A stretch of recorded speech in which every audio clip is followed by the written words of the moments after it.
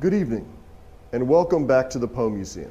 After the last installment of the Curator's Crypt, in which I listed my 13 favorite Poe films, we received several comments from our supporters telling us which films should have made the list and which ones shouldn't. Some of our supporters told us that there were films that should absolutely be rated as the best Poe films ever made, while other supporters told us which films were abominations, which should be struck from any list of Poe films. So for tonight's installment of the Curator's Crypt, I decided to profile a film that made both of their lists. And to help us introduce it, I've dug up my old friend Vincent, the film's star, to tell you all about The Raven on tonight's installment of the Curator's Crypt.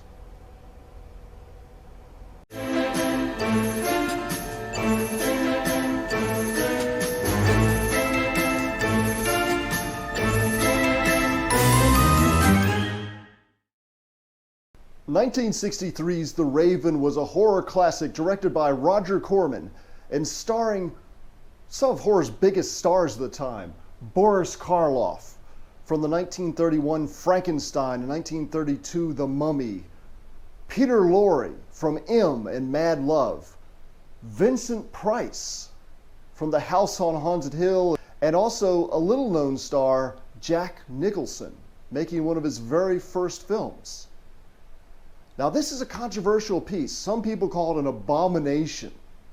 How can you even put Poe's name on a piece of trash like this? Others say it's the film that really starred them in their lifelong love of Poe's works. Which one was it? I'll let you take a look at this clip and decide for yourself. Who sent you to me?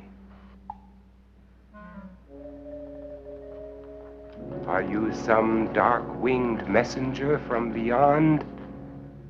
Answer me, monster. Tell me truly. Shall I ever hold again that radiant maiden whom the angels call Lenore? How the hell should I know? What am I, a fortune teller? And that's the closest the film gets to actually resembling Edgar Allan Poe's poem. So to get a better idea what they were thinking, let's take a look back at the Roger Corman Poe cycle. In the late 50s, early 1960s, Roger Corman and American International Pictures tapped into the growing market for cheaply produced black and white horror films produced for the teenage market. But by 1960, he was getting kind of tired of that and wanted to do something more prestigious, more cerebral, with a bigger budget. So Corman talked his producers into financing something in full color with lavish set designs and based on the work of classic literature that was in the public domain. So that's how we got 1960's The Fall of the House of Usher. And to really help the movie have more box office appeal, they tapped for its star, one of horror's biggest stars, Vincent Price. The film was so successful, in fact, that American International issued another Poe film the following year. This is The Pit and the Pendulum, based on another one of Poe's terror tales. After that, he followed up with The Premature Burial with Ray Milland. And then he was starting to get a little bit tired of Poe pictures. He did The Haunted Palace, supposedly based on Poe's poem of the same name, but actually based on an H.P. Lovecraft story. But then came Tales of Terror. And for this one, he brought out multiple horror stars, not just Vincent Price, but also Peter Lorre and Basil Rathbone. And as we mentioned on the last installment, this featured 3 of Poe's stories adapted as short segments of a longer film. This had The Facts in the Case of M. Valdemar, Morella, and The Cask of Amontillado. And after he saw the movie, Roger Corman figured out something. The best segment in the whole film was The Cask of Amontillado, in part because of Peter Lorre right here.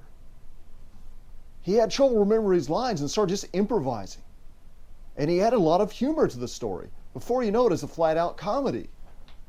So Corman decided if he's going to do another Poe film, forget about all the gothic horror. This is going to be a comedy. So that's how we got The Raven. A really bizarre comedy indeed, with Peter Lorre in there improvising his way all the way through. Well, Vincent Price here stars as Dr. Craven, who's a wizard visited in the middle of the night by a raven, which turns out to be another wizard. Now, this guy's name is Dr. Bedloe. Where'd they get that name for Bedloe? It came from Poe's story, A Tale of the Ragged Mountains. And here at the Poe Museum, we actually have Bedloe's name carved into a rock that was taken from the actual Ragged Mountain. Now, Bedloe was transformed into a raven by a sinister wizard named Scarabus. That's a term that came from Poe's story, The Gold Bug. So Craven is able to turn Bedloe back into a person, and Bedloe decides he wants to get revenge on Scarabus for turning him into a raven in the first place, but he says, oh, by the way, I saw your dead wife Lenore over at Scarabus's castle, and Craven's all, I've got to go back there and get Lenore. She's obviously being held there against her will.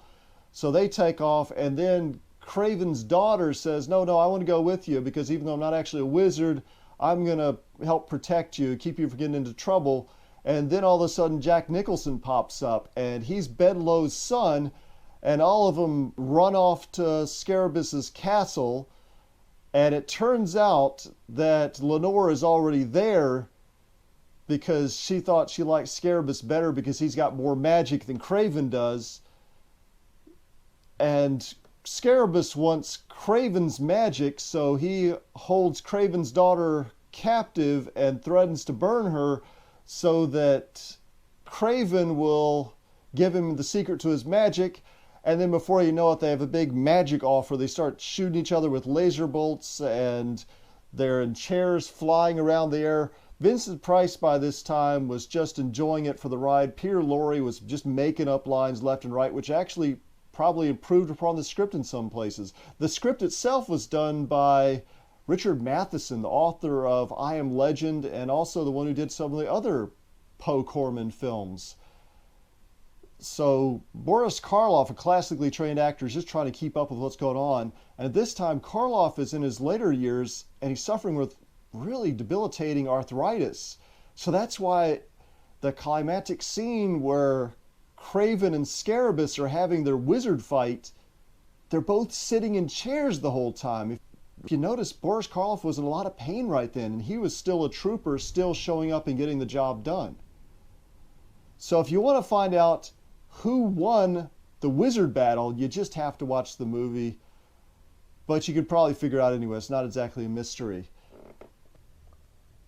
Well, this picture was taken right here at the Poe Museum when Vincent Price visited back in 1975.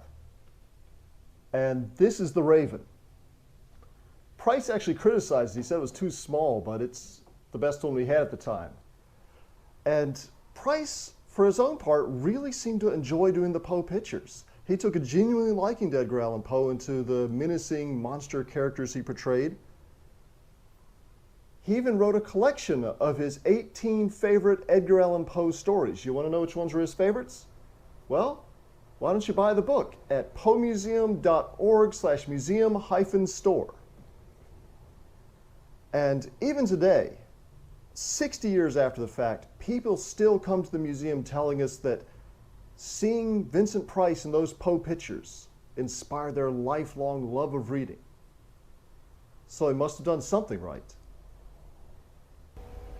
Well, thanks for joining us this week. So what do you think? Was The Raven the greatest Poe film ever made, or the worst? Let us know down in the comments. And if you'd like to see more films like this, and support the Poe Museum at the same time, just become one of our patrons at patreon.com/Poe Museum.